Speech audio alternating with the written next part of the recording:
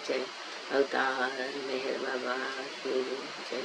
प्रियतम मेहर प्रभु, हमारे बीच में आकर के आप हम सभी को आपके दर्शन, सहवास तथा प्रेम का आनंद देकर हमारा मार्गदर्शन कीजिए, यही आपसे गुजारिश।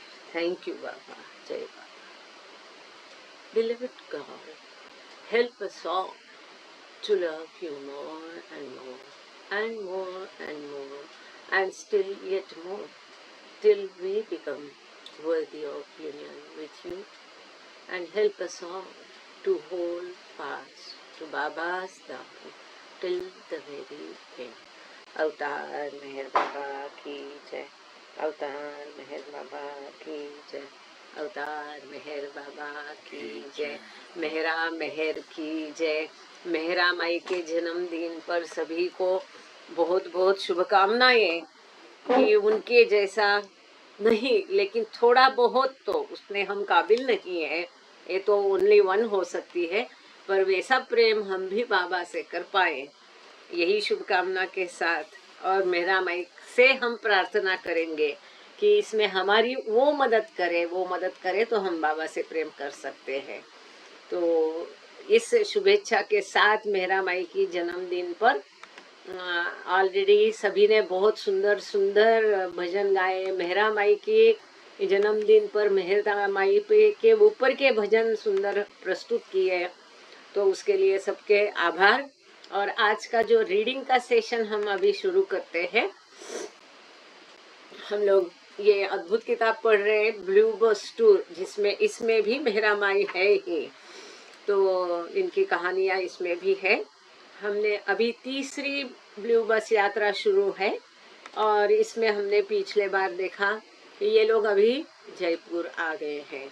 तो जयपुर में ये पहले भी पहली ब्लू बस यात्रा में भी जयपुर आए थे, लेकिन इस यात्रा के कुछ यात्री जो है ये पहली बार ये यात्रा कर रहे हैं जयपुर की, जैसे कि मार्गारेट क्रॉस गए। तो आज इसमें हम आगे एक बहुत बहुत अत्यंत महत्वपूर्ण बात आज इस किताब में हम देखेंगे।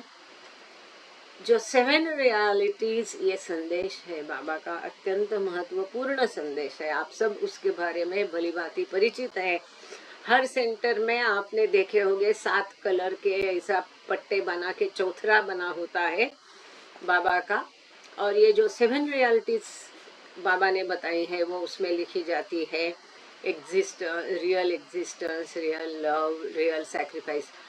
ये जो बाबा ने संदेश दिया था, ये संदेश बाबा ने दिसंबर के महीने में ही दिया था, और ये ब्लू बस टूर, तीसरी ब्लू बस के दौरान जयपुर में बाबा ने ये संदेश दिया था 7 रियलिटीज का। अब इसके बारे में हकीकत यहाँ पर दी है, हम इसको पढ़ेंगे कि बाबा का संदेश भी पढ़ेंगे, इसकी चर्चा भी करेंगे। हालांकि इसके बारे में आपने बहुत बार सुना भी होगा। तो ये डेट एग्जैक्टली कौन सा दिसंबर है हम देख रहे हैं, 1940 1940 में, या 41 जनवरी है ये शायद ना, यस 1941 में बाबा ने ये संदेश दिया, 1941 में, और शायद ये 5 या 6 जनवरी था। 7 जनवरी मेहरा माई का असली जन्म डेट ऑफ बर्थ है 7 जनवरी 1907, पर बाबा इनका जन्मदिन 22 दिसंबर को उस समय मनाया, क्योंकि वो साल में जब पहला जन्मदिन बनाया, उसके बाद में जब बाबा ने डिक्लेयर किया, तो उस समय में वो पारसी कैलेंडर के हिसाब से 22 जनवरी को, सॉरी दिसंबर को पड़ता था। तो बाबा ने हमेशा के लिए 22 दिसंबर घोषित किया। 22 दिसंबर को ही मेहरा माई का जन्मदिन मनाया जाता है। तो ये तारीख 6 जनवरी है कि 7 जनवरी है, जो one of the must and but also connected it another female must जो आफ्टर 3 days, मतलब 7 जनवरी का ही, यस 7 जनवरी को बाबा ने, 7 जनवरी 1941 में ये बाबा ने संदेश दिया था। तो इसके बारे में हमने पिछले बार शुरुआत की थी कि मंडली जो है mandali were instructed to distribute the message. ये जो 7 रियलिटीज का मैसेज बाबा ने उस समय दिया, तो बाबा ने इसके संबंध में आज्ञा भी दी कि इसको अच्छे इंग्लिश में भाषांतरित करें, इसका बहुत प्रचार प्रसार करें। तो ये हम सभी को आज भी लागू है। कल ही भजन में हमने वो 7 रियलिटीज के पैम्पलेट सबको, खास करके जो नए लोग हैं उनको बांटे। और उसके बारे में Donkin called the communication a propaganda push ऐसा उसने कहा है, डॉन्किन के शब्द हैं ये। तो बाबा ने ये कहा कि ये सभी भाषा में ट्रांसलेट इसका किए जाए। और उस समय बाबा के शब्द हम सुनेंगे। The mandali were instructed to distribute the message. मंडली को बाबा ने सूचित किया, इस संदेश को सभी को वितरित करो। किसी किसको? Priest, imams and other religious leaders. दूसरे धर्मों के जो नेता है, उनके भटजी है, उनके पुजारी जो है, इमाम है, बाकी जो गुरु है, सो कॉल्ड स्पिरिचुअल मास्टर्स, तथाकथित आध्यात्मिक गुरु, इन सब में इस संदेश की प्रतियां बांटी जाए, ये बाबा के द्वारा सूचना दी गई थी।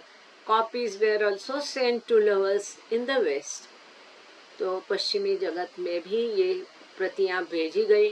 उनको भी बाबा ने सूचनाएं दी थी कि इसको किस किस प्रकार से कहाँ कहाँ वितरित करना है।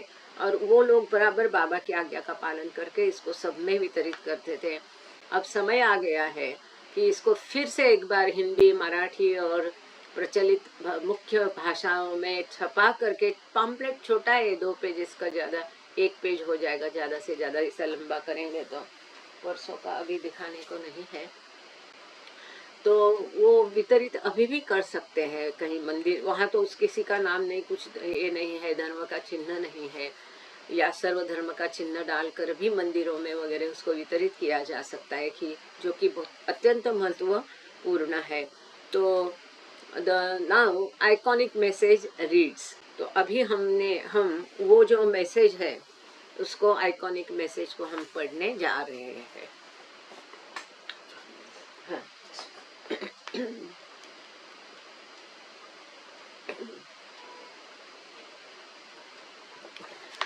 Meher Baba's teachings gives no importance to creed, dogma, caste systems, and the performance of religious ceremonies and rites, but to the understanding of the following 7 realities. तो बाबा की जो सीख है, ये किसी भी कर्म कांड, रीति,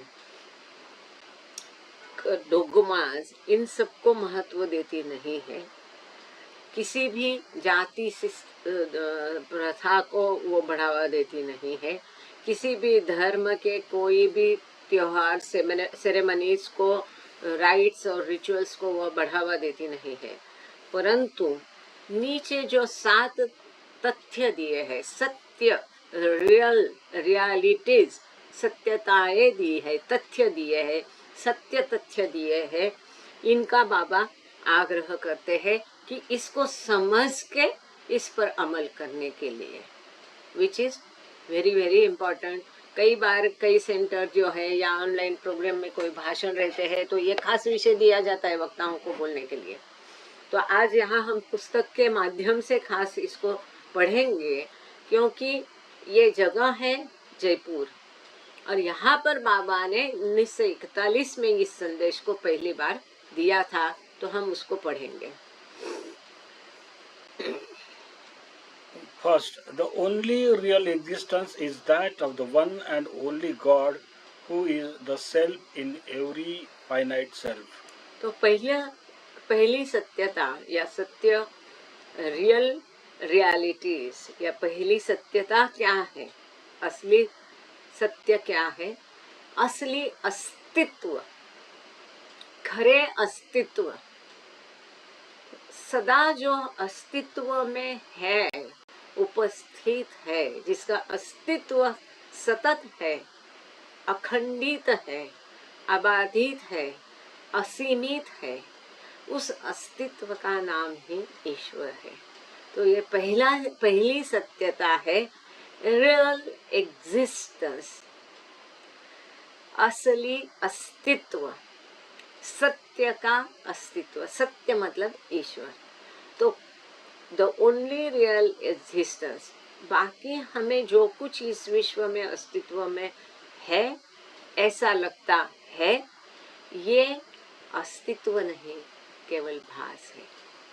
असली अस्तित्व केवल एक ही है और वो है ईश्वर का है, जो कि अपने आप में सब कुछ है।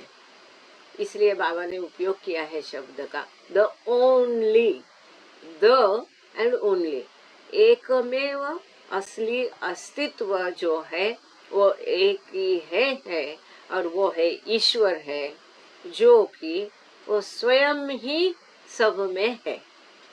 बाकी जो कुछ है वो सब में, थैंक यू वो स्वयं ही है।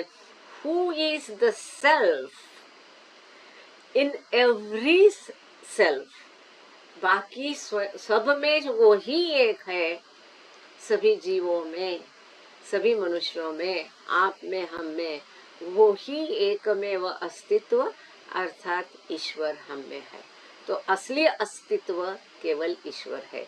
तो आज बाय हार्ट होना चाहिए सातों सत्यताएं, रियल 70s है ना, 7 रियलिटीज, 7 सत्यताएं आज बाय हार्ट आपकी हो जाएगी। पहली सत्यता है रियल एग्जिस्टेंस, असली अस्तित्व। अब दूसरी पढ़ते हैं। The only real love is the love for the infinity, which arouses an longing to see, intense longing to see, know and become one with its truth, God. दूसरी सत्यता है रियल लव, जो कि अत्यंत महत्वपूर्ण है। अस्तित्व तो है ही, इस अस्तित्व को हम जैसा सामान्य मनुष्य ना ही बना सकता है, ना ही उसे कभी मिटा सकता है। परंतु दूसरी जो महत्वपूर्ण सत्यता बाबा ने दी है वो है प्रेम, जिसका बाबा ने हमेशा पुनरुच्चार किया है। प्रेम एक ही मार्ग है जो शॉर्टेस्ट, इजीएस्ट, सबसे नजदीकी शॉर्टकट है, सबसे आसान है, जिसके द्वारा हम ईश्वर साक्षात्कार प्राप्त कर सकते हैं। बाकी हम ईश्वर को क्या दे सकते? कुछ भी नहीं। ये एक ही चीज है जो हम अपने से ईश्वर को अर्पण कर सकते हैं। प्रेम हम ईश्वर को दे सकते हैं। और आज मेहरा माई का जन्मदिन है, तो बाबा ने स्वयं कहा है कि Mehra is the only one. जैसे ईश्वर से प्रेम किया जाना चाहिए, वैसे मेहरा बाबा से प्रेम करती थी। उनको मैं स्वयं ऐसा कुछ नहीं था। उनकी अपनी खुशी कुछ भी नहीं थी। उनकी अपनी कोई इच्छा नहीं थी, कोई वासना नहीं थी। उनका अपना कोई स्वार्थ तक नहीं था। अगर बाबा ने कहा कि 15 दिन तक मैं तुमको दिखाई नहीं दूंगा, तो नहीं दिखाई देंगे। केवल बाबा की खुशी, यही उनकी खुशी थी। बाबा का आराम, यही उनका आराम था। बाबा की आज्ञा, यही उनका धर्म था। इसके अलावा जिस प्रकार की आज्ञाएं मेहरा माई को बाबा ने दी है, हम सब देखते हैं। क्या किसी सामान्य मनुष्य को इस तरह से आजीवन इनका अनुसरण करना संभव था? नहीं। उनका प्रेम तो दृढ़ था ही, लेकिन बाबा की भी सहायता होगी तभी, जो कि किसी को बाहरी जगत को देखना नहीं, किसी पुरुष को देखना नहीं, कोई शब्द पढ़ना नहीं, तो यात्रा में भी उनके चश्मे पर अंदर से काला कागज लगाया जाता था। हरदम वो कभी भी अकेली नहीं रहे, कोई उनके साथ रहना है। इस तरह से किसी पुरुष का नाम नहीं लेना है। किस हद तक ये था कि बाबा को किताबें पढ़ के बताई जाती थी, अखबार सुनाए जाते थे, दूसरी महिलाएं ये काम करती थी, तो उनको स्ट्रिक्ट आज्ञा थी। अगर पुरुष का नाम आएगा, जैसे कि युद्ध का समय था और पेपर पढ़ेंगे तो मुसोलिनी, हिटलर, चेम्बरलिन नाम आएंगे, तो उस समय उनको वो नाम लेना नहीं था। पुरुष का नाम नहीं लेकर के उसको वो श्री नाम में तब्दील करके फिर इसको पढ़ते थे, ताकि मेहरा के नाम पर, कान पर पुरुष का नाम नहीं जाए। तो ये जो असली प्रेम है, ये मेहरा माई के कारण हमें पता चला, नहीं तो हमको फिर भी अभी भी हमें पूरी समझ नहीं है। असली प्रेम की जो तड़प है और असली प्रेम की जो जादू है वो कुछ और है। लेकिन इसी मेहरा के जन्मदिन पर हम उनसे प्रार्थना जरूर कर सकते हैं कि वो थोड़ी सी झलक या उसकी थोड़ी सी क्षमता हमें भी दे कि इस प्रकार का प्रेम हम उनसे कर सकें।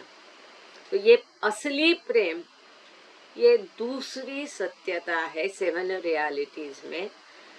केवल असली प्रेम, जिसे बाबा ने कहा है डिवाइन लव, दिव्य प्रेम या आध्यात्मिक प्रेम, दैवी प्रेम, ये प्रेम जो है ये किसके लिए होना है? ये भौतिकता, भौतिक विश्व, मनुष्य का एक दूसरे पर, जमीन जायदाद पैसा गहने पर नहीं। असली प्रेम जो है वो अनंतता के लिए, ये भी बाबा ने इन्फिनिटी कहा है, ब्रैकेट में गॉड दिया है। असली प्रेम उस ईश्वर के लिए होना है जिसका अस्तित्व असली है, जो कि पहले पायदान में हमने पढ़ा, रियल एग्जिस्टेंस। ये जो असली अस्तित्व के लिए असली प्रेम होना है, जो कि उसको देखने की असली तड़प में से, तीव्र तड़प में से, उसको जानने से ये प्रेम बढ़ेगा, जानने की इच्छा रखने का, कि वह प्रियतम के बारे, ईश्वर के बारे में जो कुछ है वो हम जान सके। जैसे कि आप यहाँ जुड़े हैं, हम लोग किताबें पढ़ते हैं, क्यों पढ़ते हैं? कि वो हमारे प्रियतम ने क्या क्या लिखा हमारे लिए, वो क्या कहना चाहते हैं, हमें क्या सिखाना चाहते हैं, उन्होंने कहाँ कहाँ प्रवास किया, क्या क्या उनका अनुभव था, उनके साथ जो जी रहे थे, उनके मंडली जन के अनुभव, ये सब हम उसके द्वारा हम उसको अधिक जानने की कोशिश करते हैं। ये भी प्रेम का तरफ जाने का एक रास्ता है।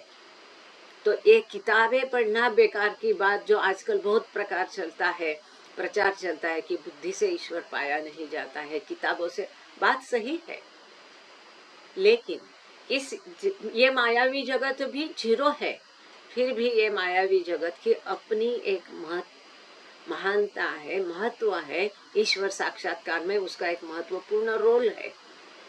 सातों भूमिकाएं भी माया के जगत में है, फिर भी 7 भूमिका महत्वपूर्ण है, क्योंकि वो हमें एक दिन ईश्वर साक्षात्कार दिलाएगी।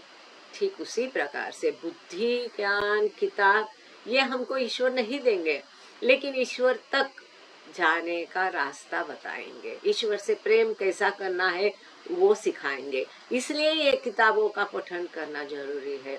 बाबा ने कहा सतत मुझे याद करो, तो एक दिन आप समझ में आपको आएगा कि मैं जैसा हूँ उसको आप, you can see me as I am, जैसा मैं हूँ वैसा आप हम मुझे देख पाओगे। तो बाबा ने कहा कि रिमेम्बरेंस कैसा करना है। बाबा ने उसको 4 तरीके बताए हैं कि सतत मेरे बारे में बातें करो, घर में जगह जगह पर मेरे फोटो लगा के रखो, तो आप अगर भूल के भी भूलना चाहे तो भूल नहीं सके कि हमेशा फिर बाबा में एटमॉस्फेयर हो जाता है, घर घर अलग हो जाता है। घर से आप सारी तस्वीरें निकाल दो और फिर घर कैसा दिखता है देखो, ये एक तरीका है। फिर बाबा ने कहा कि आपका मन है और अधिक मेरे बारे में जानना चाहेगा, मेरी किताबें पढ़ो, ये बाबा ने स्वयं कहा है। अगर बाबा नहीं चाहते थे तो बाबा ने यह साहित्य क्यों दिया होता? बाबा ने तो कितना बढ़ावा दिया है किताबों को प्रसिद्ध करने के लिए। फिर बाबा ने कहा कि इससे भी आपका मन नहीं भरे, जहां जहां मैं गया उन स्थानों को भेंट देकर तीर्थाटन करो और उन जगह पर जाके मुझे याद करो, फिर इसके द्वारा ही आप मुझसे कनेक्ट हो गए। आपका मेरे लिए जो प्रेम है वो बढ़ेगा, वो बढ़कर एक दिन इस कदर तक पहुंचेगा जब तुम मुझमें मिलकर एक हो जाओगे। ये बाबा के शब्द है, हाउ टू रिमेम्बर हिम। तो इस प्रकार से ये 7 रियलिटीज में, 7 सत्यता में से दूसरी सत्यता है असली प्रेम। उस ईश्वर के लिए असली प्रेम होना है, उसको देखने के लिए एक तीव्र तड़प हमारे अंदर होनी है, उसको जानने के लिए तीव्र तड़प हमारे अंदर होनी है, और फिर उससे मिलन की तीव्र तड़प हमारे अंदर होनी है। उस सत्य को, उस ट्रुथ को, ईश्वर मतलब सत्य, उस ट्रुथ को, उस सत्य को जानने की तड़प हमारे अंदर होए, मतलब ईश्वर को जानने की, ईश्वर से एक हो जाने की असली तड़प हमारे अंदर होना, यही असली प्रेम है। तो 7 रियलिटीज में पहला है असली अस्तित्व, दूसरा है असली प्रेम, अब तीसरा। The only real sacrifice is that in which, in pursuance of this love, all things, body, mind, position, welfare, and even life itself are sacrificed. तीसरी सत्यता है असली त्याग। अब यहाँ मजे की बात है, इसी 7 सत्यताओं में से 7वीं सत्यता है रियल सरेंडर, और 6वीं सत्यता है रियल कंट्रोल। त्याग, नियंत्रण या नियमन और समर्पण तीनों भिन्न है। यो भिन्नता कैसी है? त्याग अगर हमें करना है तो कोई चीज हमारे अंदर है या पनप रही है, उसको त्याग करना है। जैसे कि यहाँ पर जो बाबा ने दिया है, हमारी त्याग, असली त्याग, कि जिसको इन परस्यूएंस ऑफ दिस लव, इस जो पहले हमने देखा असली अस्तित्व, इस असली अस्तित्व को ही हमें असली प्रेम करना है, दूसरा प्रेम। अब तीसरा सैक्रिफाइस, त्याग। बाबा कैसे धीरे धीरे आगे जा रहे हैं। बाबा कहते हैं in pursuance of this real love, ये जो असली प्रेम है उसकी प्राप्ति के लिए हमें असली त्याग करना है। कौन सी चीजों का? शरीर, मन, पद, सुख, समाधान, वेलफेयर, चैन, आराम, यहाँ तक कि अपने स्वयं का भी हमें त्याग करना है। स्वयं का त्याग करना है मतलब मी, अहम, मेरा, स्वार्थ, इन सभी चीजों को त्यागना है। कितना महान है। और यही किया था मेहरामई ने। उन्होंने स्वयं, कितने बड़े घराने से वो थे, लेकिन उन्होंने वो इतना संपत्ति उनके पास थी। महाबलेश्वर यदि आप जाओ, आधा महाबलेश्वर इनके मम्मी के मालिकाना था। सुख चैन कहेंगे तो सुख चैन में वो बड़ी थी, सुख चैन में वो रह सकती थी, वेलफेयर बराबर था। ये सब त्याग दिया उन्होंने अपने प्रियतम मेहर बाबा के लिए, और इतना कष्टदायी जीवन जिया जो कि हम देख रहे हैं अब इस किताब के माध्यम से थोड़ा बहुत, जो हम लोगों ने थोड़ा बहुत देखा है और उसके पहले वाले लोगों ने और भी देखा है, और इन किताबें हमको थोड़ा बहुत जो दिखा देती है, सभी चीजें उनका अपना मन तक उनका नहीं था। इच्छाएं बिल्कुल नहीं, वासनाएं नाम मात्र भी नहीं, और मैं, अहम तो बिल्कुल ही नहीं। पूरा उसको उन्होंने त्याग दिया था। तो ये जो त्याग है इन चीजों का, हमारा मन त्यागना है, मतलब अपना सुसाइड नहीं करना है, मन त्यागना मतलब सभी इच्छाएं वासनाएं सभी को त्याग, ये मन को हावी ही नहीं होने देना है हमारे ऊपर कि मेरा मन कहता है ऐसा करो तो वैसा किया। इसीलिए बाबा महिलाओं से कहते थे जो तुम करना चाहते हो वो नहीं करो, और जो नहीं करना चाहता है तुम्हारा मन उसको करो। यही असली तपस्या है, मेडिटेशन है। ये बाबा के शब्द है। मणिमाई उसको सुंदर शब्दों में हमेशा मणिमाई कहती है कि बाबा ने कहा असली तपस्या वही है जो तुम्हारा मन करना चाहता है वो मत करो, और जो वो मन नहीं करना चाहता। अब मेरा मन किया अच्छे से सो दो, तो उस समय नहीं सोना है।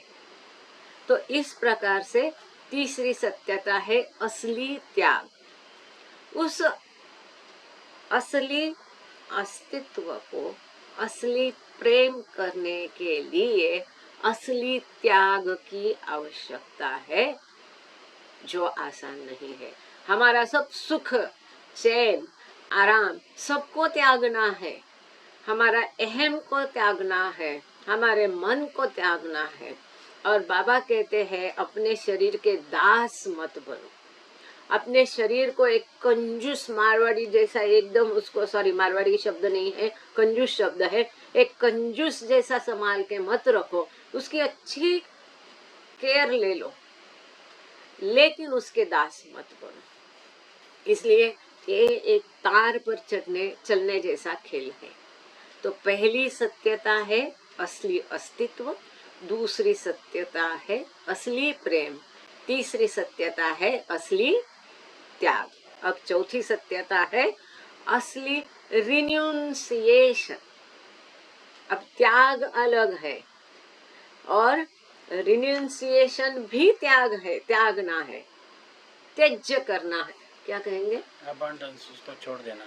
अब रियल रिन्यूंसिएशन मतलब इसको त्यजना है, छोड़ना है, छोड़ देना है। किसको छोड़ना है हम पढ़ेंगे चौथा। The only real renunciation is that which abandons, even in the midst of worldly duties, all selfish thoughts and desires. हो गया? अच्छा, तो चौथी सत्यता है रियल रिन्यूंसिएशन, या उसको क्या शब्द कहेंगे, छोड़ देना है, त्यजना है। अब हमारी भौतिक दुनिया में जो भी कर्तव्य है, वर्ल्डली ड्यूटीज बाबा ने दिया हुआ सुंदर शब्द है। वर्ल्डली ड्यूटीज में कई ड्यूटीज आती है। हम अपना कारोबार ड्यूटी नौकरी कर रहे हैं उसके प्रति आती है, अपने समाज के प्रति कर्तव्य आता है, अपने देश के प्रति कर्तव्य आता है, अपने निसर्ग के प्रति कर्तव्य, अपने घर संसार के प्रति आता है, माँ बाप के प्रति आता है, अपनी सोसाइटी के प्रति आता है, नेबरर्स के प्रति आता है। हर के लिए हमारा कर्तव्य है, उसको हमेशा निभाना है। कई लोग बड़े आसानी से कहते हैं बाबा ने कहा डू योर ड्यूटी, और डू योर ड्यूटी में ऐसे मगन हो जाते हैं, इस माया का मस्त लुत्फ उठाते हैं। ये नहीं, पर जब बाबा ने डू योर ड्यूटी कहा है तो ये भूल जाते हैं कि इस मेरे शहर की, मेरे परिसर की स्वच्छता ये भी मेरी ड्यूटी है, इस निसर्ग का रखरखाव ये भी मेरी ड्यूटी है, मेरे देश के प्रति भी मेरा क्या कर्तव्य है। फिर चाहे वो भ्रष्टाचार हो, चाहे वो लोकशाही हो, चाहे वो और कोई भी हो, तो इससे प्रति भी हमें अपना कर्तव्य निभाना ही निभाना है। परंतु ये सभी वर्ल्डली ड्यूटीज निभाते समय किसी भी में हमें लिप्त होना नहीं है, अटैचमेंट होनी नहीं है, उस भूत सर पर सवार नहीं होने देना है, उसको उतने तक ही रखना है। नहाने के बाद हमारे बदन पर हम पानी रहने देते हैं? रहने देते हैं क्या? नहीं। तो इसी प्रकार से उसको हम तुरंत तौलिए से पोंछ देते हैं। इसी प्रकार से हम ऐसा कर्तव्य अपना सब करो, लेकिन उसमें लिप्त मत हो जाओ, इसमें कोई भी स्वार्थी विचार नहीं रखते हुए इन कर्तव्यों को हमको निभाना है, जो असली परीक्षा है। कोई भी इच्छा, दिस इज मोस्ट इम्पोर्टेंट, किसी भी selfish thoughts and self desires, स्वार्थी भावना भी नहीं होनी है इन कर्तव्यों को निभाते समय। और इन कर्तव्यों को निभाते समय कोई इच्छाएं भी मन में रखनी नहीं है।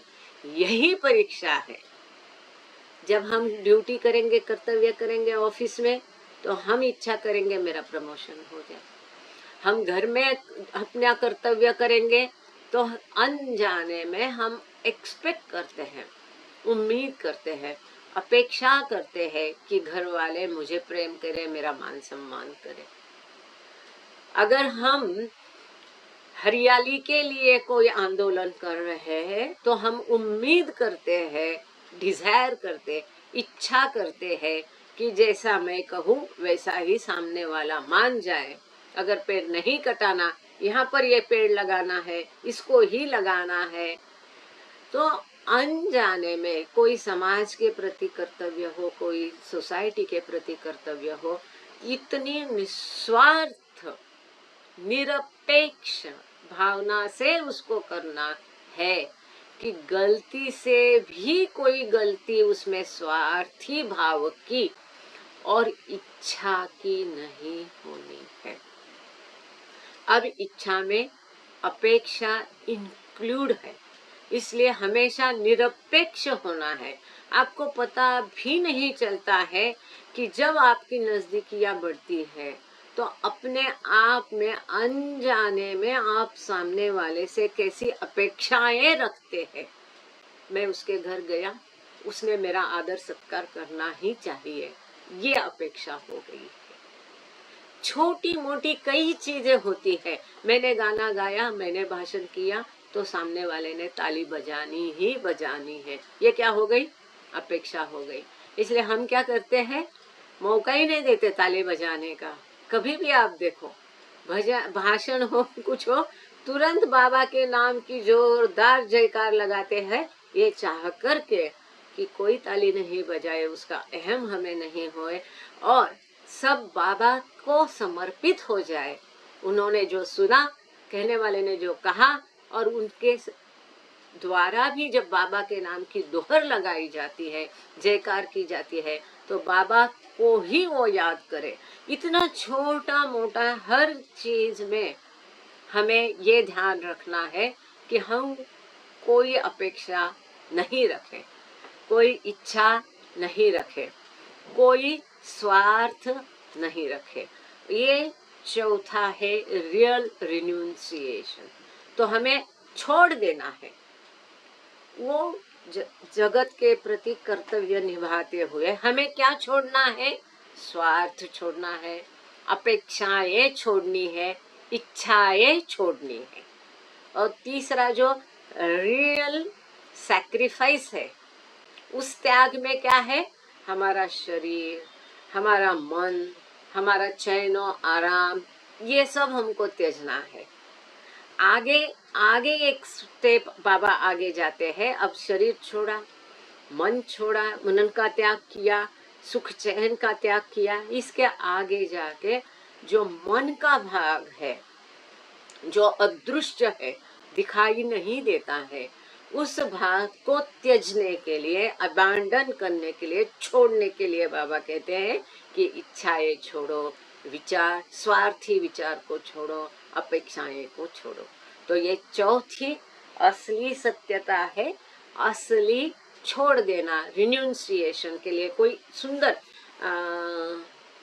सुषमा जी अगर है और गांगड़े सर अगर है तो कृपा करके रिन्यूंसिएशन के लिए एक सुंदर शब्द दीजिए, क्योंकि हमने सैक्रिफाइस के लिए त्याग रखा है।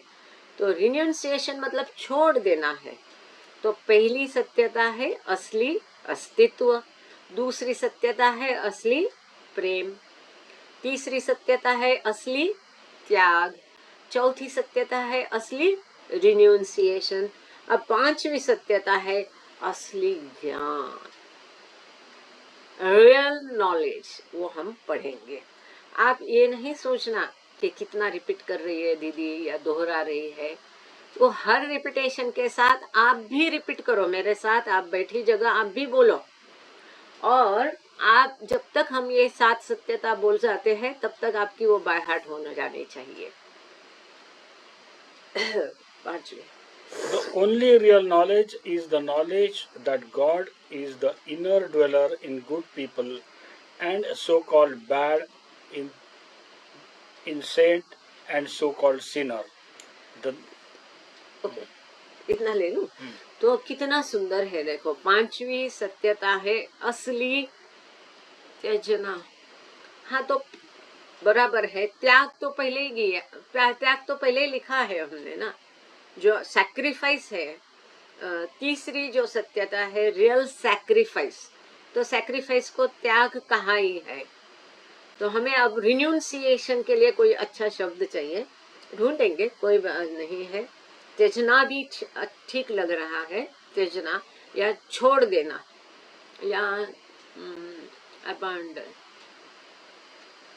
है ना, त्यजना ही अच्छा लग रहा है मुझे अभी तो। तो पांचवी सत्यता है असली ज्ञान, रियल नॉलेज। abandon म्हणजे निषिद्ध म्हणलं जातं असं. हाँ, निषिद्धता।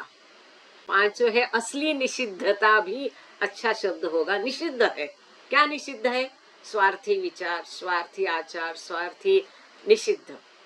कोई अपेक्षा रखना निषिद्ध, कोई इच्छा रखना निषिद्ध। तो असली निषिद्धता भी कह सकते उसको, और अधिक अच्छा होगा। और पांचवा है असली ज्ञान। कितना बढ़िया है ये। बाबा कहते हैं असली ज्ञान वो है, क्या जानना है हमें? कि ईश्वर सभी में रहता है, वो पापियों में भी है। और मतलब सो कॉल्ड, बाबा ने कहा तथाकथित पापियों, हम उसको पापी कहते, वो पापी हो भी नहीं सकता है, क्योंकि हमारा ज्ञान, ये जिसको हम ज्ञान समझते हैं वो ज्ञान है नहीं। कई लोग कहते हैं नहीं नहीं मुझे अच्छा नॉलेज है। जो कहता है कि मुझे अच्छा नॉलेज है, समझ लीजिए उसका नॉलेज है नहीं, वहीं से शुरू होता है। खैर, तो असली ज्ञान वो है जो जानता है, नॉलेज, नोज, जानना, जो जानता है कि ईश्वर में, ईश्वर सभी लोगों के अंदर रहता है। कितना सुंदर है। हर कदम पर इस चीज का हम भान रखेंगे तो बाकी आचरण हमें कितना आसान होगा। स्वार्थ से हम दूर हो जाएंगे, क्योंकि सभी में ईश्वर है। तो उससे मैं स्वार्थ कैसा करूं, क्योंकि उसमें ईश्वर है। उससे मैं द्वेष कैसा करूं, क्योंकि उसमें ईश्वर है। तो ये जो हमारा पश्चाताप प्रार्थना में दिया है, इसका पूरा आचरण करने के लिए ये अत्यंत मूल वैराग्य। Thank you sir, good. Renunciation, yes, असली वैराग्य। Thanks a lot, Gangade sir ने सुंदर शब्द दिया है, असली वैराग्य, गुड। तो असली ज्ञान ये है कि हमें जानना है कि ईश्वर सभी लोगों में है। कितना महत्वपूर्ण है, कहने को कितना आसान है। ये जानने से हम स्वार्थ परायण हो गए, मगर निस्वार्थ होने में हमारी मदद होगी। द्वेष नहीं करने में मदद होगी, गुस्सा नहीं करने में मदद होगी, इच्छा रखने में नहीं, मतलब इच्छा नहीं रखने में मदद होगी। मतलब कितनी चीजों आसान हो जाएगी जब सतत हम इस सत्य के प्रति जागरूक अपने आप को रखेंगे कि सब में ईश्वर है। पुण्यवान लोगों में भी वो है और तथाकथित पापियों में भी है। क्योंकि क्या होता है, हम जब इस भौतिक जगत में विचरण करते हैं तो हमारा पाला कईयों से पड़ता है, जो ढोंगी है, जो स्वार्थी है, जो कपटी है, जो ईर्षित है, कई लोगों से पड़ता है, जो खूनी है, जो डकैती है, शायद कोई चोर डकैती आपके सामने रह रहा है, हमको मुश्किल होता है उसको अपनाना। तो ये सभी के अंदर ईश्वर है, ये हम मानेंगे तो उनको अपनाने में हमें मुश्किलें नहीं आएंगी। इसीलिए इस बात को अगर आपको पचाना है ना, मुश्किल होता है ना पचाना सामान्य मनुष्य को। एक जो कहानी है, इसको हमेशा ध्यान रखिए। आप सब जानते हैं उस कहानी को। यात्रा के दौरान बाबा और उनका सभी दल एक बार रेलवे के प्लेटफॉर्म में सो रहा था। कड़ाके की ठंड थी। एक चोर पुलिस के डर के मारे भागते भागते आया और बाबा की गोदी में सो गया। बाबा और एरज के बीच में वो जो ओढ़ा था ब्लैंकेट, उसके अंदर घुस गया और बाबा के बगल में सो गया। बाबा सर्वज्ञ है, बाबा को पता भी था वो आके सोया है, लेकिन पुलिस जाने तक बाबा ने कोई पहल नहीं की। ये नहीं कहा कि इसको अभी मुझे पुलिस के हवाले करना है, परंतु बाबा ने क्या कहा, पुलिस जाने के बाद एरज को उठा के बोला कि अरे ये कौन सो रहा है। तो उसको जो पनाह देनी थी, एक ईश्वर की पनाह में, वो अनजाने में गया था, बाबा ने उसको वो पनाह दे दी। ऐसी एक सुंदर कहानी बाबा सुनाते हैं। बाबा ने ये कहानी एरज को सुनाई थी। एरज को बहुत गुरूर था अपने सत्य बोलने पर, और वो क्या करता था, मंडली जन में आए दिन कोई भी कुछ बोलने गया तो तुरंत बोलता था, नहीं नहीं ये ऐसा नहीं, तुम झूठ बोल रहे हैं बाबा, ये सत्य ऐसा है। तो शुरू शुरू में क्या करते थे, कई दिनों से ये बात कहनी थी, सुषमा जी आप सुन रहे हैं तो मैंने कई बार बोला था कि इसको मैं संडे के प्रोग्राम में, देहरादून के प्रोग्राम में बताऊं, लेकिन अब यहाँ क्योंकि विषय चल रहा है तो इस सिलसिले में ये बहुत एप्ट है, बाबा के द्वारा स्वयं बताई गई है। तो शुरू शुरू में बाबा ने उसको बढ़ावा दिया, अरे वाह बहुत अच्छा, क्योंकि नए नए एरज आए थे, वेरी गुड वेरी गुड। एक दिन ऐसी कोई हकीकत हो गई और एरज ने बोला कि बाबा ये झूठ बोल रहा है, हकीकत ये है। वो बड़ा मायूस हो गया, वो निकल गया। इसके बाद जब बाबा और एरज अकेले थे, बाबा के भी तौर तरीके बहुत सुंदर, is the master of the masters. बाबा ने एरज को बुलाया। बाबा बोले, ये तुम अच्छा करते हैं, तुम बहुत अच्छे हो, लीडर हो, तुम बहुत डेडिकेटेड हो, काफी सारी उसकी सराहना बाबा ने की, तुम सत्य बोलते हो। तो एरज कहते, ये सब सुन के नहीं बोल के भी अनजाने में मेरा अहम फूल गया। ये हमको सतर्क होना है। कोई हमारी तारीफ करता है ना, तो हम क्या करते हैं, उसको टालने के लिए तुरंत बाबा का नाम लेते हैं, बाबा के कारण हुआ, प्रोग्राम अच्छा, अरे बाबा क्या ग्रेस है, ये कह के हम हमारे अहम को नीचे बिठा देते हैं ना। तो उस तरह से एरज बोलते हैं, झूठा सही मैंने बोला कि नहीं नहीं ऐसा कुछ नहीं, लेकिन मैं जानता हूँ मेरा अहम बाबा के मुख से मेरी तारीफ सुन के खुल गया था। तो बाबा उनको बोलते, आगे बाबा पूछते हैं एरज को, बट व्हाट इज ट्रूथ। बाबा एरज से पूछते हैं, सत्य क्या होता है।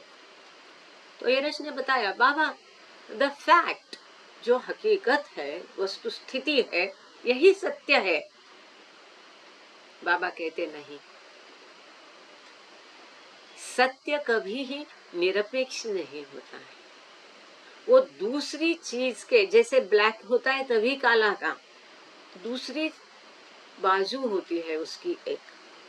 जो सत्य को तुम सत्य मानते हो वो तुम्हारे हिसाब से सत्य हो सकता है, लेकिन उसके हिसाब से नहीं हो सकता है।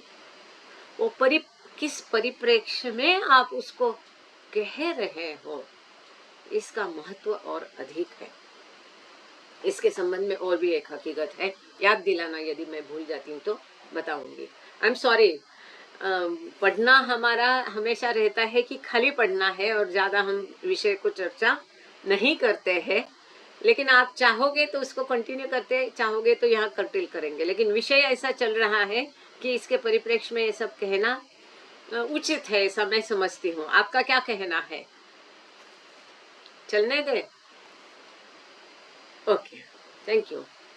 तो मुझ पर आरोप नहीं करना कि किताब को छोड़ के बता रही नई किताब है, नई मतलब ज़्यादा नई नहीं, अब साल 2 साल हो गए। बी फिटिंग हिज स्लेव करके दवाना ने जो लिखी है ना, उस किताब में ये हकीकत है।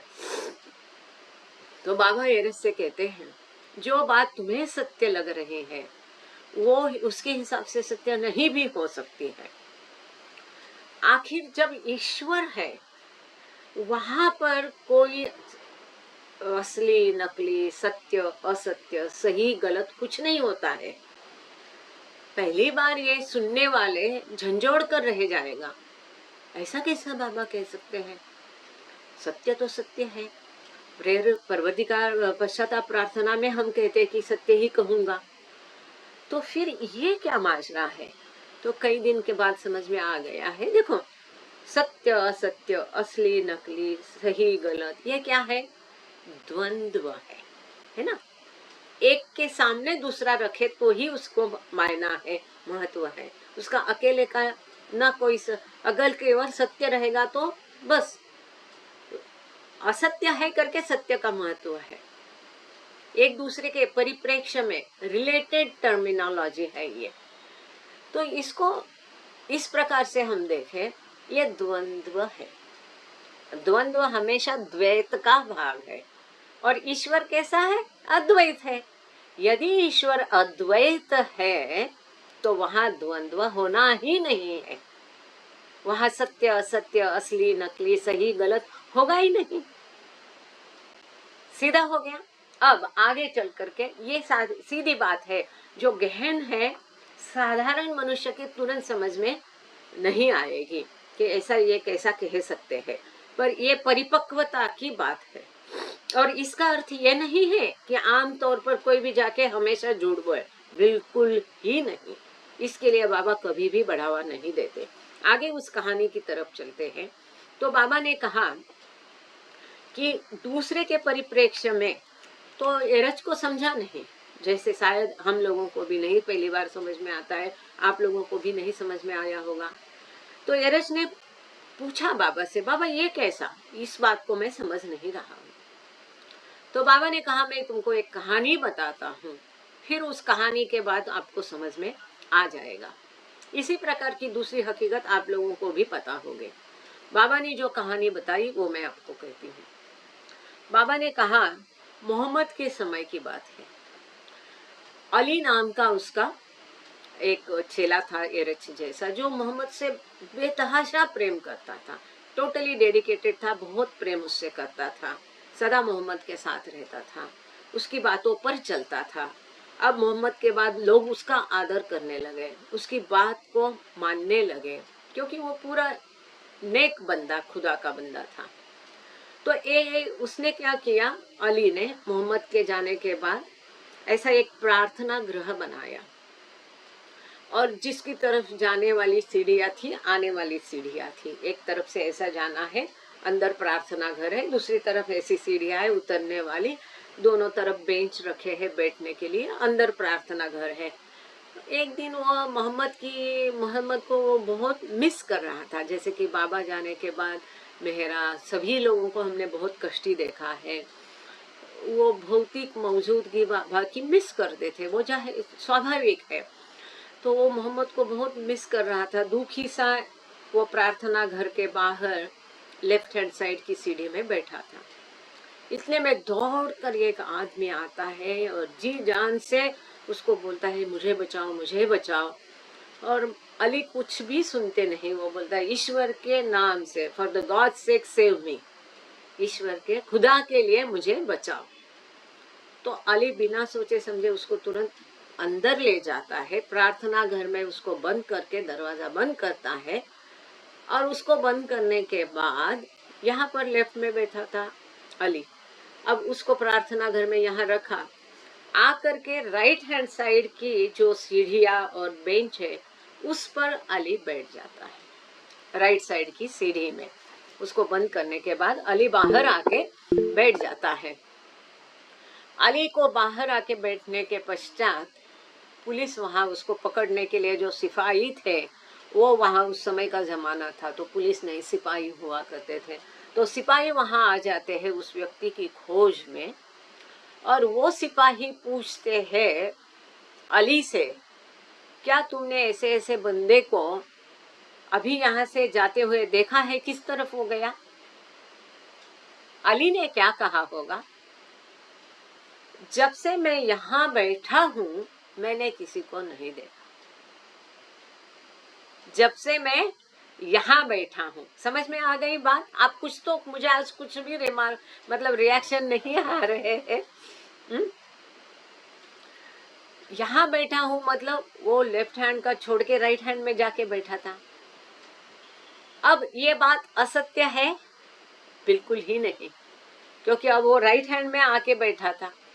जब से मैं यहाँ बैठा हूँ, ये उसके शब्द महत्वपूर्ण है। उसने असत्य भी नहीं बोला, और चूंकि उसने ईश्वर के नाम में पनाह मांगी थी तो उसकी रक्षा करना उसका कर्तव्य था, उसको भी उसने निभाया, और उसमें असत्य भी नहीं बोला। जब से मैं यहाँ बैठा हूँ, मतलब जो हम धर्मराज का सुनते हैं, नरोवा कुंजरोवा, उस टाइप का। तो बाबा ने एरज को बताया, ऐसा सत्य कहो। हम भी यही करते हैं, मैं भी ऐसी हूँ, लोगों को बहुत दुखाती हूँ सत्य कह के। तो बाबा ने एरज से कहा कि ऐसा सत्य कहो कि जिससे सामने वाला व्यथित ना हो, कष्टी ना हो, दुखी ना हो। एक बार की हकीकत है, जब बाबा के सामने एक पंडित आया और उसने आके कहा कि मैं बहुत सुंदर गाता हूँ और मुझे ये सब, मैंने बहुत अच्छा स्तवन लिखा है, तो मैं आपके सामने उसको, वो संस्कृत में या कुछ भाषा में था, उसको प्रस्तुत करना चाहता हूँ, तो क्या आप मुझे अनुमति देंगे? तो बाबा ने कहा बिल्कुल प्रस्तुत करो। तो उसने सुंदर गाया गाया सुंदर। अब उसको गाने के पश्चात बाबा ने एरज से पूछा, आप लोग इस हकीकत को जानते होगे। तो बाबा ने एरज से पूछा कि कैसा गाया इसने। एरज का क्या कर्तव्य था, अच्छा या बुरा? बाबा ने क्या पूछा? ये स्तवन कैसा है नहीं पूछा, बाबा ने पूछा था कैसा गाया। तो एरज को कहना था बाबा अच्छा गाया। एरज ने क्या कहा, अरे नहीं बाबा, ये उसने लिखा हुआ नहीं है, झूठ बोलता है, ये फलाना फलाना प्रसिद्ध संस्कृत का श्लोक है, ये इसने रचा नहीं है, ये झूठा है, ये झूठ बोल रहा है कि मैंने लिखा करके। इस आदमी का चेहरा मुरझा गया, वो चला गया बाबा के यहाँ से हमेशा के लिए, फिर वापस कभी आया नहीं। उसके जाने के बाद बाबा ने एरज को समझाया, मैंने तुमसे क्या पूछा था, किसने लिखा पूछा था, तुम भूल गए कि मैं ईश्वर हूँ? अगर इस बात को तुम जानते हो कि उससे स्वरचित नहीं है, तो क्या मैं नहीं जानता हूँ कि यह स्वरचित नहीं है? मैंने तुमसे केवल इतना पूछा था कि गाया कैसे, तुमको उतना ही कहना था। या आगे की बात तुमने कहकर उसका दिल दुखाया, वो चला गया, इसके दोषी तुम हो। तो ये इतना नाजुक विषय है, इसीलिए मनी माई कहती है, शेरियार जी कहते थे उसको, बेटा खुदा के दस्तूर बाल से भी बाका होते हैं। इसको हमको बहुत संभल के चलना पड़ता है। कोई एक ऐसा सॉल्यूशन नहीं है मत पक्का, हम दावे के साथ कभी भी कुछ नहीं कह सकते। तो यहाँ हम रियल नॉलेज, असली ज्ञान वही है कि हम जाने सब में ईश्वर है, पापियों में भी है, इससे कहानी निकली थी, तथा कथित पापियों में भी है और पुण्यवान लोगों में भी है। ये जानना यही असली ज्ञान है। आगे बाबा कहते, this knowledge requires you to help all equally as circumstances demand, without expectation of reward, and when compelled to take part in a dispute, to act without the slightest trace of enmity, enmity or hatred, to try to make others happy with brotherly or sisterly feeling, for each one to harm no one in thought, word or deed, not even those who harm you. ये असली परीक्षा है। और कितना कठिन है। हाँ, सुंदर, कितना मुश्किल है। धीरे से यहाँ चला जाएगा। इतना मुश्किल है ये चीज। ये देखो, ये सत्यता है। सबसे पहले पालवे जी बोर होके यहाँ पर दो तीन लोग छोड़ गए हैं। सबसे महत्वपूर्ण ये पालवे बोर हो गए शायद ये भाषण से और चले गए उठकर, है ना। Anyway, we will come back to our reading. तो ये कितना मुश्किल है, कितना, लेकिन यही बाबा कहते हैं ये कठिन होगा लेकिन असंभव बिल्कुल ही नहीं है। उनकी दया से ये सब संभव होगा। तो क्या क्या कहा है, ये बहुत महत्वपूर्ण है। जो पांचवी सत्यता है, असली ज्ञान, यह अत्यंत महत्वपूर्ण है। This is practical spirituality. लोग कहते हैं प्रैक्टिकल स्पिरिचुअलिटी क्या है, कि व्यवहार में आध्यात्मिकता कैसे आनी है। जो मधुसूदन का सुंदर गीत है, व्यवहारीने प्रतीत कसले आध्यात्म, बहुत सुंदर, ये मराठी में है लेकिन बहुत सुंदर पंक्ति है, बहुत परिपक्व है मधुसूदन के गीत। वो कहते हैं, कसले आध्यात्मिक जीवन ते व्यवहारी ना प्रतीत होते। ऐसे ऐसे आध्यात्म का क्या करना है, जैसे बोल तो रहे हैं बहुत कुछ लेकिन असलियत में, व्यवहार में अमल नहीं है उस पर। ऐसा जीवन आध्यात्मिक जीवन नहीं है। और ये जो पांचवी असली सत्यता है, असली ज्ञान, यही हमको प्रैक्टिकल स्पिरिचुअलिटी बताता है कि आध्यात्मिकता व्यवहार में कैसी लानी है, कि सब में ईश्वर है ये जानकर हमें सबसे व्यवहार करना है। पुण्यवान लोगों में भी ईश्वर है, पापियों में भी ईश्वर है। आगे बाबा कहते हैं, ये ज्ञान के लिए क्या जरूरी है। इस ज्ञान के लिए कोई जरूरी है, ये जानने के लिए, जैसे ABCD जानने के लिए उसको रटना किसी ने सिखाना जरूरी है। ये जो जानना है, इस ज्ञान के लिए, असली ज्ञान के लिए क्या जरूरी है। बाबा कहते हैं, जैसी परिस्थिति होगी, उद्भवेगी, जैसी परिस्थिति होती है उस परिस्थिति में सभी को एक समान मदद करो। मतलब ऊंच नीच, अपना पराया, ये बिना मान के हर स्थिति में अगर परिस्थिति की उद्भवती है तो सभी की एक जैसी सहायता करो। इसका अर्थ क्या है, मानो बाढ़ है, भूकंप है, कोई आपदा आई तो ये नहीं कि अपना अपना समझ के किसी खाली कोई जाति, समाज, व्यवस्था, धर्म, पहचान, दोस्ती, रिश्ता देखकर मदद करे, नहीं, सभी के लिए एक समान मदद करो। This is one point required. ये जरूरत है, किस लिए, असली ज्ञान के लिए ये जरूरत है। दूसरा बाबा कहते हैं, विदाउट एक्सपेक्टेशन ऑफ रिवॉर्ड, कोई बख्शिश की अपेक्षा किए बिना, जब किसी विवाद में आपको हिस्सा अगर लेना ही पड़े तो मन में थोड़ी भी शत्रुत्व की भावना रखे बिना, मन में कोई भी द्वेष रखे बिना, आपको एकदम जिसको क्या, निष्पक्ष है ना, पक्षपात नहीं करना है, निष्पक्ष भाव से हमको वहां पर अपना हिस्सा, अपना जो भी भूमिका है वो अदा करनी है। उसमें बख्शिश की, किसी की तरफ से आप करोगे तो बख्शिश की अपेक्षा करनी नहीं है।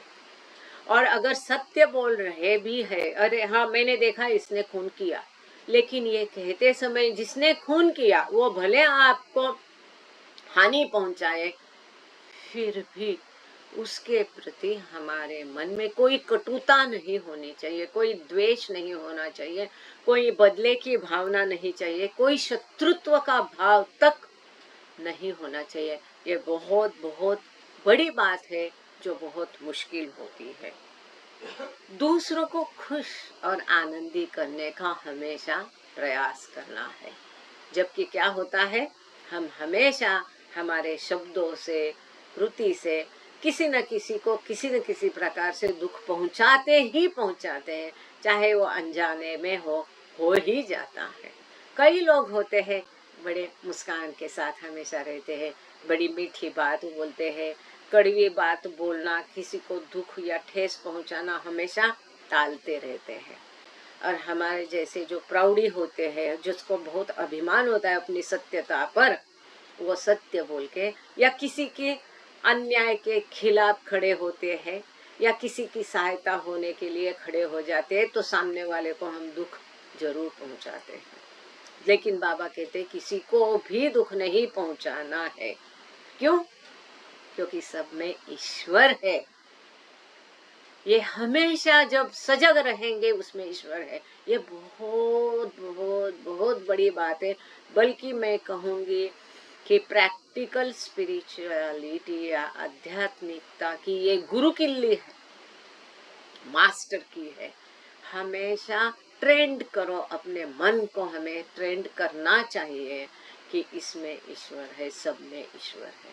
हर एक कृति करने के पहले, हर एक शब्द बोलने के पहले, मन में कोई उसके किसी के भी प्रति कोई विचार करने के पहले हमको ये भाव हमारे मन में जताना है, निर्माण करना है, उसको हमेशा हमारे मन में रख के उसको संवर्धित करना है कि इसमें भी ईश्वर है। ये भाव संवर्धित करते करते एक दिन ऐसा बढ़ेगा कि हम अपने आप सब में ईश्वर देखने लगेंगे। और यही तो साध्य है, हम सब में ईश्वर को देखने लगेंगे। ऐसे सब में ईश्वर को देखना, यही असली ज्ञान है। विथ ब्रदरली और sisterly feeling for each one, सबके लिए मित्र भाव, स्नेह भाव, बंधु भाव, बहन जैसी भावना रख के सभी को खुश रखो, सभी की मदद करो। To harm no one in thought, word और डीड, किसी को भी अपनी कोई भी क्रिया से दुख नहीं पहुंचाना है। अपने मन में भी किसी के दुख की कामना बिल्कुल ही नहीं करना है। अच्छा, उसने ऐसा किया, क्या गलत किया, उसको भगवान सबक सिखाएगा, मत बोलो। भगवान का काम भगवान जानता है, उसके चरणों में अर्पित करो। अगर आपको बहुत ही क्रोध आ रहा है, आपका स्वार्थ नहीं है फिर भी, तो उसको भी उस समय बाबा को याद करो, बाबा के चरणों में छोड़ दो। बिल्कुल गलती से भी किसी के लिए खराब मत सोचो, उसके परिणाम महाभयंकर होते हैं। आपके संस्कार बढ़ेंगे और कितने जन्मों तक आपको वो लेके जाएंगे पता भी नहीं। इसके लिए किसी को भी मन से भी किसी का दुख मत सोचो। उसको क्रिया से भी किसी को हमको हार्म करना नहीं है, ठेस पहुंचाना नहीं है, वो तो हम नहीं करते, साधारण बात है। शब्दों से भी कभी अनजाने में होता है, गलती से होती है गलती, लेकिन गलती से भी किसी को शब्दों से भी दुखी करना नहीं, ठेस पहुंचाना नहीं, और विचारों से भी नहीं। मानो कभी हो भी जाता है तो अगले मौके पर उसको गले लगाना भूले नहीं, उसके दुगना प्रेम बरसाओ उसके ऊपर। आगे बाबा कहते, ये जो किसी का भी हम बुरा नहीं चाहते हैं, किसी को भी हम नुकसान नहीं पहुंचाना है, अपने शब्दों से, कृति से, विचारों से, उनको भी नहीं दुखी करना है, पहुंचाना है, दुख पहुंचाना है जिन्होंने खुद तुमको तकलीफ दी है। ये और भी आगे का पायदान है, सीढ़ी है, कैसे आगे बाबा धीरे धीरे कैसे ऊपर ऊपर ले जा रहे हैं ना हमको, कि जिन्होंने तुमको बेवजह या वजह से दुखी किया है, नुकसान पहुंचा है, कष्ट दिया है, विचारों में, शब्दों से, कृति से, उनको भी आप ना कृति से कष्ट पहुंचाएंगे, ना शब्दों से कष्ट पहुंचाओगे, ना दिमाग से विचार से उनको कष्ट पहुंचाओगे। इसी का नाम बाबा ने दिया है अटमोस्ट टॉलरेंस। ये यहाँ पर आता है। अत्यधिक सहनशीलता हमेशा बरतानी पड़ेगी, और वो सहनशीलता, अत्यधिक टॉलरेंस, अटमोस्ट टॉलरेंस, अत्यधिक सहनशीलता, दुर्दम्य सहनशीलता हम में आने के लिए यही असली ज्ञान का हमें फायदा होगा। कौन सा? कि सब में ईश्वर है। ये भाव हम में रखेंगे, मन में सतत पालेंगे, उसको बढ़ाएंगे उस भाव को, तो हम दूसरों के प्रति सहनशीलता दिखा पाएंगे। अटमोस्ट टॉलरेंस, अत्यंत सहनशील। यदि मैंने किसी को बोल दिया अरे तुम बोलना बंद करो, उसका दिल दुख जाएगा, है ना, वो नाराज हो जाएगा। लेकिन यहाँ पर वो हमको बोलता है कुछ भी, तो हमको अटमोस्ट टॉलरेंस, एकदम सहनशील होना है, हमको वो पचाना आना चाहिए। तो हमको क्या करना पड़ेगा?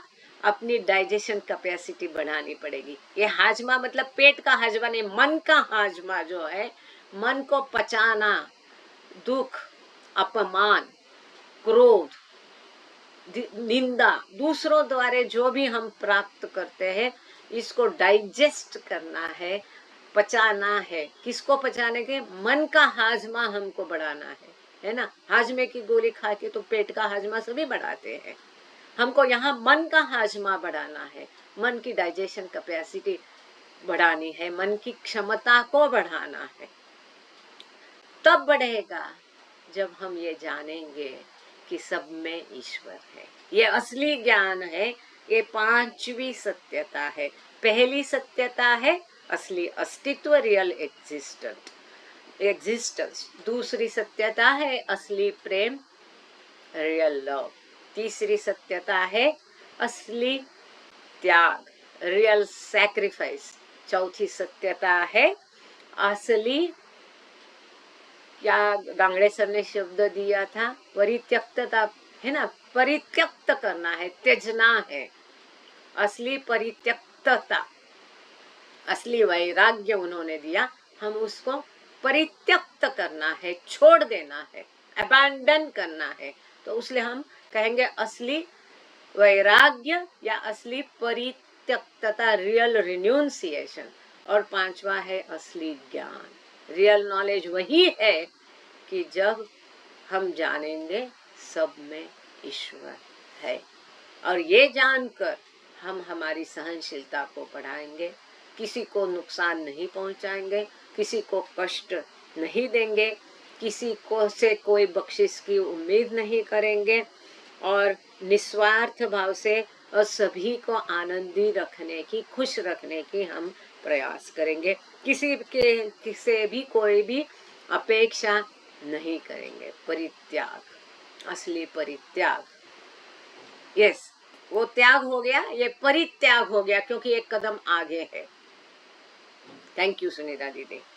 अब छठवीं सत्यता, 7 रियलिटीज। असली सत्यता क्या है? छठवीं जो बाबा ने कही, the only real control is the discipline of the senses from indulgence in low desires, which alone ensures absolute purity of character. यदि हमारा चारित्र हमको एकदम बिल्कुल शुभ्र स्वच्छ रखना है, शुचिर्भूत पवित्र रखना है, हमारा चारित्र यदि हमें पवित्र रखना है, तो हमारी नीचतम जो इच्छाएं है, वासनाएं है, शरीर संबंधी भी जो है, इन सबको, हमारे सभी इंद्रियों पर हमें नियंत्रण रखना है, काबू पाना है। केवल हमारे सभी नियंत्रणों पर, इसमें जिह्वा भी आ गई, खाने वाली जिह्वा, बोलने वाली जिह्वा, दोनों जिह्वा आ गई इसमें। सुनना, गंदी कोई बात सुननी नहीं है कि नहीं। देखना, गंदी कोई बात देखनी नहीं है, चाहे वो चित्र हो, फिल्म हो, सीरियल हो, गंदा कुछ सुनना नहीं है। सभी इंद्रियों जो है नियंत्रण करना है।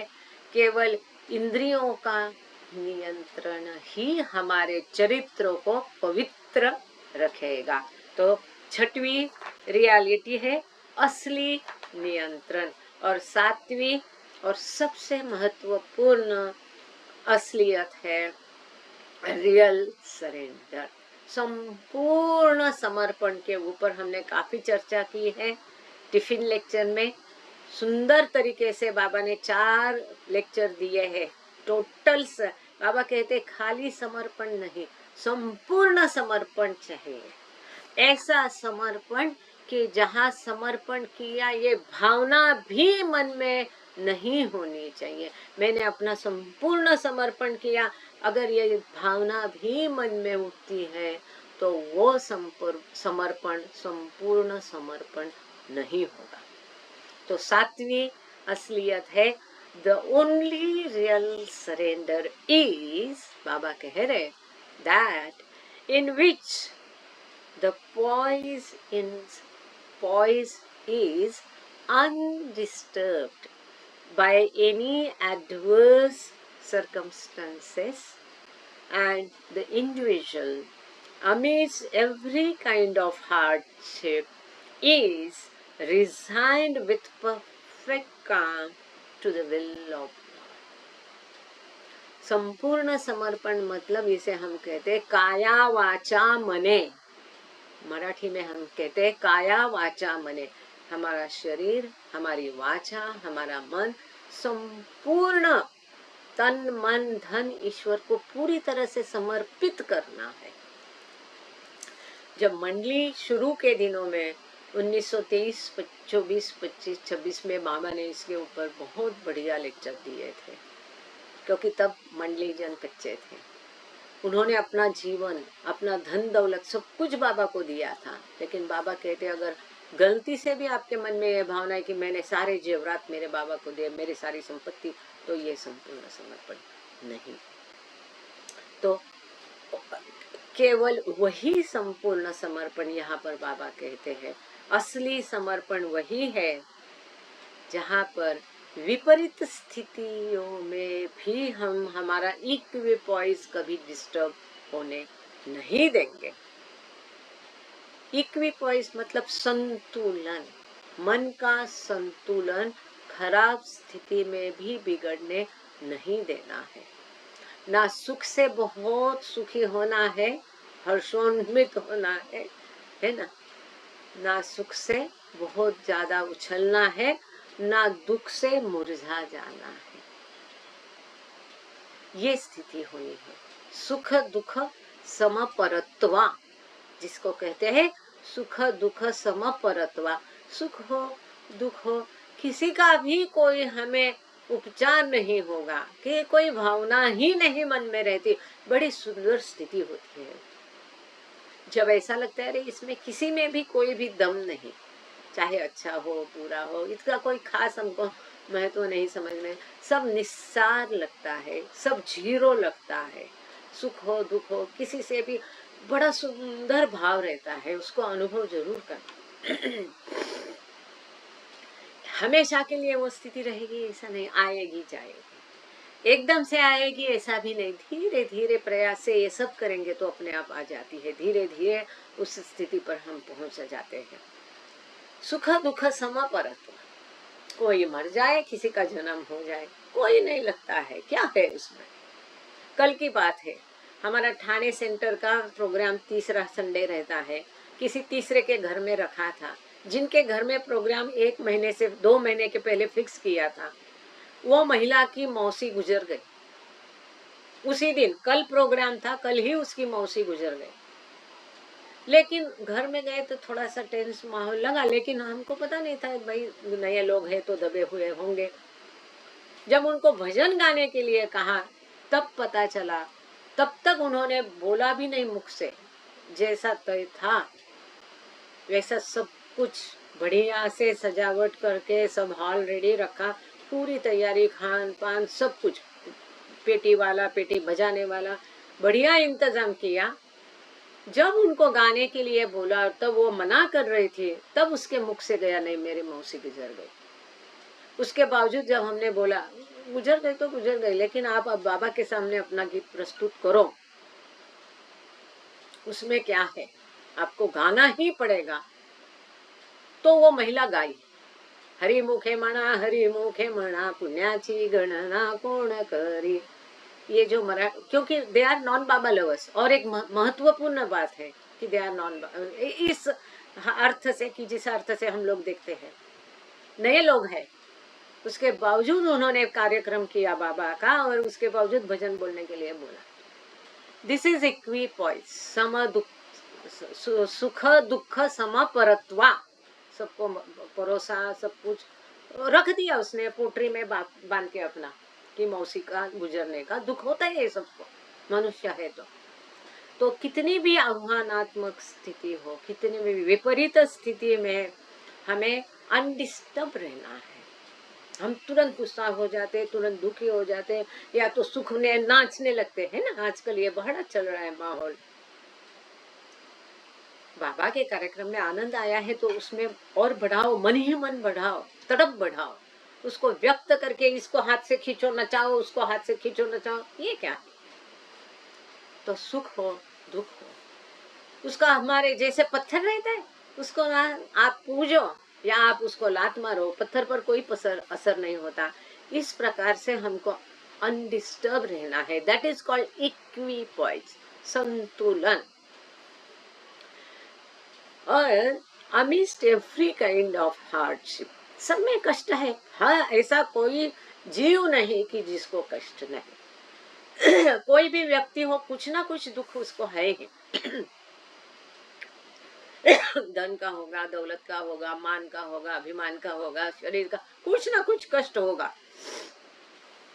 तो सभी प्रकार से कष्टदायी स्थितियों में, व्यक्तिगत कष्टों में भी हम उस ईश्वर की इच्छा के सामने नतमस्तक होना चाहिए। जो कुछ घटित होता है वो ईश्वर की ही इच्छा है, यह पूरे हृदय से मानकर, समझकर, आस्था से, विश्वास से उसको हमको स्वीकृत करना है। अब जब हम ईश्वर को हमारा प्रियतम मानते हैं तो प्रियतम की मर्जी में ही हमारा सुख होना चाहिए, उसकी इच्छा ही हमारी इच्छा, हमें शिरोधार्य होनी चाहिए। अगर हम उसकी इच्छा समझते हैं तो हमें इस सुख में ना सुखी होने का, दुख में ना दुखी होने का संतुलन अपने आप आ जाएगा। जब सब कुछ उसकी इच्छा से, मर्जी से होता है, ये हम स्वीकृत करेंगे। रिजाइन, उसकी रिजाइन होना है, शरणागत होना है। और वैसे भी भौतिक दृष्टि, प्रैक्टिकली हम देखेंगे, हमारे हाथ में कुछ होता है क्या? आप हृदय से बोलो, ईमानदारी से। मराठी में एक बहुत सुंदर गीत है, पराधीन आहे जगती पुत्र मानवाचा, कि इस संसार में ये जो मनुष्य है, ईश्वर का पुत्र है, ये पराधीन है, उसके हाथ में कुछ नहीं है, सब दैव अधीन है। डिवाइन विल को पूरी तरह समझना होगा। कई लोग यहाँ संभ्रमित होते हैं। कर्म का लॉ ऑफ कर्मा, कर्म का नियम और दैवी इच्छा, इसमें उनका कंफ्यूजन होता है। कोई कंफ्यूजन नहीं है, कर्म का नियम है ही, लेकिन ये कर्म का नियम बनाया किसने? उसी विधाता ने बनाया। तो ये लॉ किसका है? उसी विधाता का है। मतलब यही कर्म का नियम, यही दैवी इच्छा है। ये दैवी इच्छा मानकर हर स्थिति को हमें झुकना है, उसकी इच्छा के आगे हमको झुकना है। मतलब हमें पूरी समर्पण तन मन धन से कंप्लीट सरेंडरेंस, ये सातवीं सत्यता है। रियल सरेंडर्स, असली समर्पण, इसका सुंदर शब्द है असली समर्पण। एक बार फिर, असली अस्तित्व रियल एग्जिस्टेंस, असली प्रेम रियल लव, असली त्याग रियल सैक्रिफाइस, असली परित्याग रियल रिन्यूंसिएशन, असली ज्ञान रियल नॉलेज, असली नियंत्रण रियल कंट्रोल, असली समर्पण रियल सरेंडर। तो ये जो 7 सत्यताएं उस समय बाबा ने दी थी, 7 जनवरी 1941 को ये 7 सत्यताएं बाबा ने बताई थी। हर सेंटर में करीब करीब मेरे ख्याल से 70-80% सेंटर में ये रहता ही है, 7 सीढ़ियां। अच्छी बात है, इसको देख करके हमें प्रयास करना चाहिए, अधिकतम प्रयास करना चाहिए। हम कहाँ तक, कौन सी पायदान तक है और आगे का पायदान कैसे करना है, लेकिन जिद जरूरत नहीं, जिद काम की नहीं, नम्र भाव से ही वो हो सकता है। अब एक्चुअली आगे आज हमने बहुत कम पढ़ा है और इतना सुंदर कहानियां है। आज के जो यात्रा का भाग है जयपुर, बहुत सुंदर वर्णन है यहाँ पर जयपुर का। लेकिन अब मुझे लगता है जब हम 7 रियलिटीज को इतना चर्चा की है, आप लोगों में से कोई कहना चाहेंगे कि कौन सी, क्योंकि आगे जो सुंदर पोर्शन है इसको हम कल तो जरूर करेंगे ही करेंगे। कितना सुंदर जयपुर था, कैसा माहौल था, कैसे मोर नाचते थे, ये सब हम देखेंगे। लेकिन इसके पहले हम चाहते हैं कि आप लोग भी कुछ कहे, आपको कुछ पूछना है, कुछ बताना है, कुछ कहना है, या कोई एक सुनीता निगम जी से और गांगड़े सर जी से मैं प्रार्थना करूंगी कि वो संक्षेप में ये सारी सत्यताएं फिर से एक बार दोहराए। क्यों? ये बहुत महत्वपूर्ण है, ये प्रैक्टिकल स्पिरिचुअलिटी है, इसका अंगीकार हमें करना आवश्यक है। आपको, मुझे, सबको। ये मैं कहती मतलब मैं कोई शानी ऐसा कभी समझना नहीं, कृपा करके। हमेशा मैं, आप और हम कहती हूँ, मैं भी मिट्टी की इंसान हूँ, मुझसे भी गलतियां होती है, गलती जानकर उसको सुधारना ही असली बात है। तो जय बाबा, यहाँ थोड़ा मैं स्क्रीन भी चेंज कर दूंगी और मेरा माई और बाबा का दूसरा कोई चित्र बहुत निकाल के रखे हैं, सुंदर सुंदर चित्र है। जय बाबा। यस, जय बाबा। सुनीता दीदी जी, जय कहिए, बाबा। 7 सत्यता को कहेंगे एक बार जय बाबा। नहीं, हमने तो कई बार सुना है, पीसी हम जी 1 या हमेशा। 2 कह देते हैं, अगर वही है तो 1 या 2, ठीक है, 2 हम हाँ कह देते हैं। हाँ हाँ, जहाँ तक है यही है ना, start loving God by loving those whom you cannot love, यही है, हाँ, यही है क्या? यस, वेरी गुड, यही है। हाँ हाँ कैसा करेंगे उसको जिसको हम प्रेम नहीं कर सकते, है हाँ ना? हाँ तो हाउ टू हाँ, लव गॉड में बाबा ने ये दिया है। लेकिन अच्छा अच्छा, ये हम कब कर सकते दीदी? जब हम जानेंगे कि उसमें ईश्वर है। जी ये जी है, उसको भी, जिसको हम प्रेम नहीं कर सकते, उसको प्रेम करने के लिए पहले हमारे मन में ये भाव जागृत करना पड़ेगा कि उसमें ईश्वर है, तब ये हमको और आसान होगा। ठीक है? हाँ हाँ। यस, देन जय बाबा। और दूसरी, वैसे मुझे याद कम हो पाता है। दूसरा ये है कि दूसरों के सुख में सुख का अनुभव करें और दूसरों के दुख में दुख का अनुभव करें, ये हाँ, है। ये सब है ना, my wish, how to love God, ये बता रहे हैं। आज हम 7 रियलिटीज देख रहे हैं दीदी। 7 रियलिटीज जो आपने हाँ, बताई ना अभी, जी जी, जो 7 आपने बताया वही ना? हाँ हाँ जी हाँ जी हाँ जी हाँ हाँ, परित्याग और ये सब है ना, हाँ जो भी आपने बताया था। जी इनसे का ये बताएं, फिर हम बता देंगे। जी जी जी। गांगड़े सर जय बाबा। जय बाबा। बल्कि गांगड़े सर ने कई बार भाषण भी किया होगा इसके ऊपर। जय बाबा सर है क्या? गांगड़े सर हुए उपस्थित? जय बाबा Gangade sir? Oh no, he is not there. Okay, ठीक। आज कई जगह बाबा के प्रोग्राम है, तो इसमें और कौन बोलना चाहेगा? दीदी, मुझे एक सेंटेंस है बाबा का, जी बोलिए। वो सबसे पावरफुल एक जो स्लोगन बाबा का हर जगह पे सब में बाबा ने सर डिक्लेयर किया, real happiness lies in making others happy.